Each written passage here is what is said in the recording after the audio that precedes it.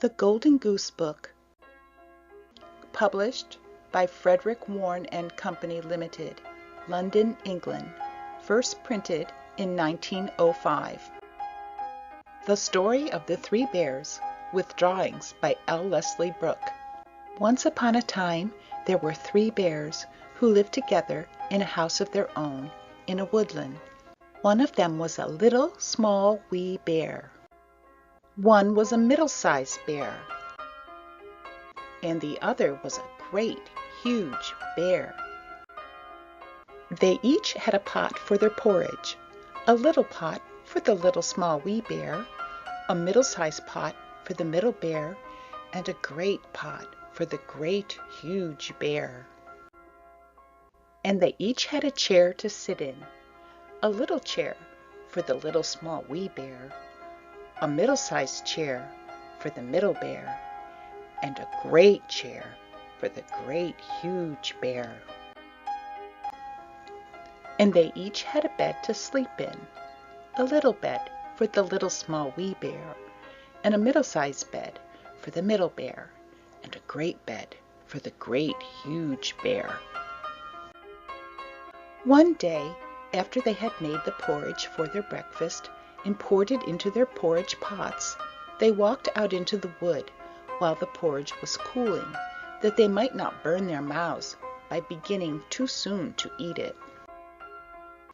And while they were walking, a little girl called Goldenlocks came to the house. First she looked in at the window, and then she peeped in at the keyhole, and seeing nobody in the house, she turned the handle of the door. The door was not fastened, because the bears were good bears who did nobody any harm, and never suspected that anybody would harm them. So Goldenlocks opened the door and went in, and well pleased she was when she saw the porridge on the table. If she had been a thoughtful little girl, she would have waited till the bears came home, and then, perhaps, they would have asked her to breakfast, for they were good bears, a little rough or so, as the manner of bears is, but for all that very good-natured and hospitable. But the porridge looked tempting, and she set about helping herself.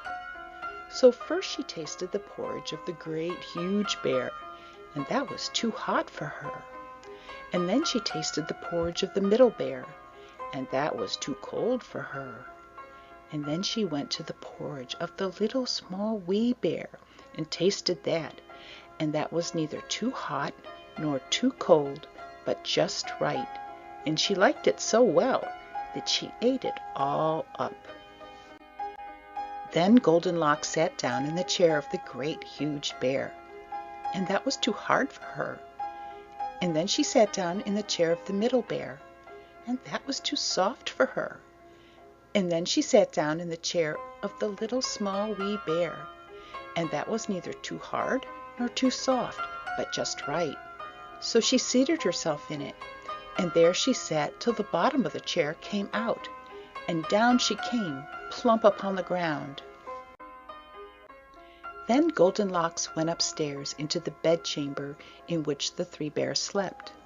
And first she lay down upon the bed of the great, huge bear, but that was too high at the head for her. And next she lay down upon the bed of the middle bear, and that was too high at the foot for her. And then she lay down upon the bed of the little, small, wee bear, and that was neither too high at the head nor at the foot, but just right.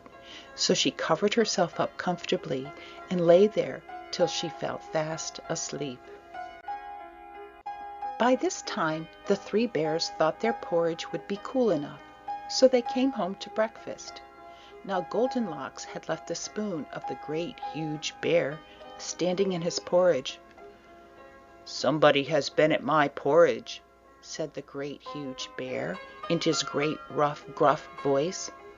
And when the middle bear looked at hers, she saw that the spoon was standing in it too. "Somebody has been at my porridge," said the middle bear in her middle voice. Then the little, small, wee bear looked at his, and there was the spoon in the porridge pot, but the porridge was all gone. "Somebody has been at my porridge," and has eaten it all up," said the little small wee bear in his little small wee voice. Upon this, the three bears, seeing that someone had entered their house and eaten up the little small wee bear's breakfast, began to look about them. Now Goldenlocks had not put the hard cushion straight when she rose from the chair of the great huge bear. "Somebody has been sitting in my chair," said the great huge bear in his great rough gruff voice. And Goldenlocks had squatted down the soft cushion of the middle bear.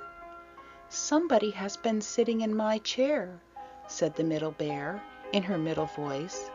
And you know what Goldenlocks had done to the third chair.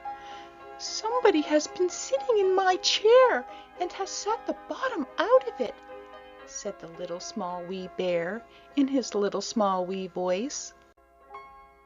Then the three bears thought it necessary that they should make farther search, so they went upstairs into their bedchamber. Now Goldenlocks had pulled the pillow of the great huge bear out of its place. "Somebody has been lying in my bed," said the great huge bear in his great rough gruff voice. And Goldenlocks had pulled the bolster of the middle bear out of its place. "Somebody has been lying in my bed," said the middle bear in her middle voice. And when the little small wee bear came to look at his bed, there was the bolster in its place, and the pillow in its place upon the bolster, and upon the pillow was the head of Goldenlocks, which was not in its place, for she had no business there. "Somebody has been lying in my bed, and here she is," said the little small wee bear in his little small wee voice. Goldenlocks had heard in her sleep the great rough gruff voice of the great huge bear in the middle voice of the middle bear, but it was only as if she had heard someone speaking in a dream. But when she heard the little small wee voice of the little small wee bear, it was so sharp and so shrill that it awakened her at once. Up she started, and when she saw the three bears on one side of the bed, she tumbled herself out at the other and ran to the window. Now the window was open, because the bears, like good tidy bears as they were, always opened their bedchamber window when they got up in the morning. Out Goldilocks jumped and ran away as fast as she could run, never looking behind her, and what happened to her afterwards I cannot tell, but the three bears never saw anything more of her. The end.